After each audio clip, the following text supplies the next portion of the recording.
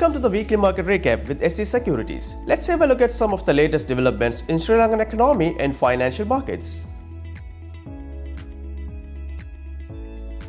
Sri Lanka's new government has confirmed it will implement the three-stage vehicle import ban relaxation initially outlined by the prior administration. In Stage 1, public passenger and special purpose vehicles will be permitted starting October 1, with commercial goods vehicles following on December 1 in Stage 2. Stage 3, commencing February 1 in 2025, will lift restrictions on personal vehicles including cars and SUVs. Key restrictions apply, limiting personal and passenger vehicles to under 3 years old, commercial vehicles to 5 and special purpose vehicles to 10. Importers will also face new obligations including selling and registering vehicles within 90 days of arrivals, with penalties for non-compliance, and obtaining annual license to support tax contributions. This phased approach seeks to stabilize vehicle supply while addressing regulatory and fiscal needs, with full specifications forthcoming from the Finance Ministry. Investors can expect gradual market adjustments as the policy advances, potentially impacting the automotive and associated financing sectors in Sri Lanka.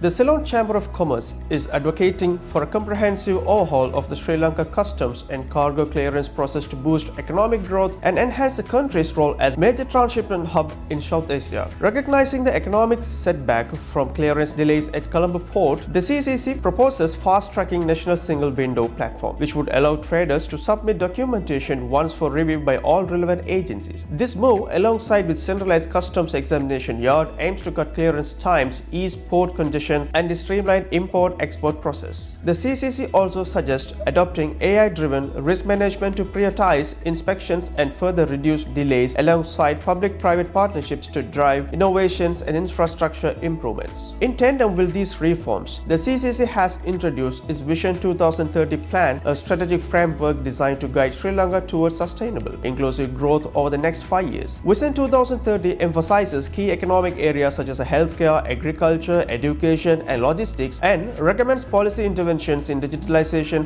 tax, trade, and energy reforms. The CCC has pledged to hold annual reviews the government's adherence to these goals, offering an independent assessment of progress on the Vision 2030 agenda. This commitment to yearly evaluation aims to maintain policy consistency, ensure accountability, and provide stability that could attract foreign direct investments, putting Sri Lanka on a more resilient growth trajectory.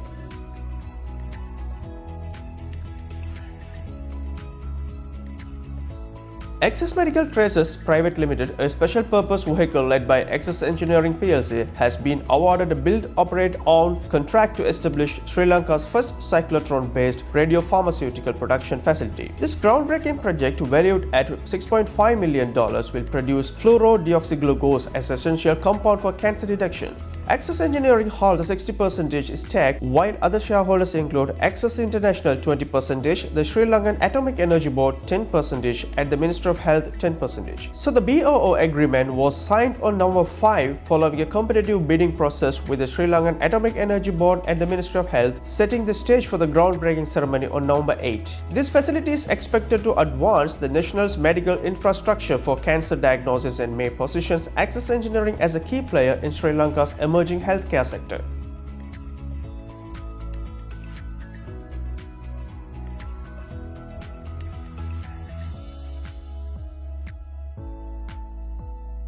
The West Container Terminal at Colombo Port, a joint venture by India's Adani Group and Sri Lanka's John Hills Holdings, has received its first shipment of quay and yard cranes, with operations set to commence by Q4 2024-2025. The project is advancing smoothly per JKH Chairman Krishan Balendra, with the first fast-track launch by the end of the fiscal year. With the first phase on track to launch by the end of the fiscal year, JKH also reported rising profitability at its South Asia gateway terminals due to growth in domestic and transshipment volumes. Furthermore, JK's subsidiary Lanka Marine Service saw increased profits for higher bunker sales as Red Sea disruptions routed container traffic to Colombo, boosting demand for regional transshipment and fueling services. These developments underscore Colombo Port's strategic position as a growing hub for South Asian and Middle Eastern cargo, likely bolstering JK's future earnings.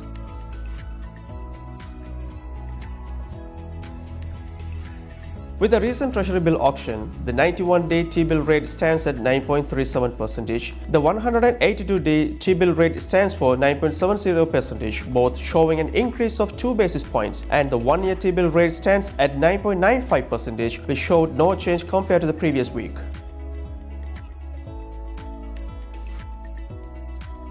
After the stock split, JKH closed on Friday with a price of 21.1 rupees, ranging almost at its all-time high, ranging between the fib levels of 78.6% and 100%, where the recent high being 21.9. The previous high was on the 2nd of May 2024 at 21.8 rupees. If 21.90 is broken on closing basis, we can expect to make a bullish extension and test new highs towards 123.6% and upward testing the new Fibonacci levels, or it will test the 78.6% fib levels, and if bearish, to test the 61.8% fib level. The MACD line is above the signal lines and the stochastic RSI is in the neutral zone after testing the new overbought zone. Thank you for watching. We'll be back next week.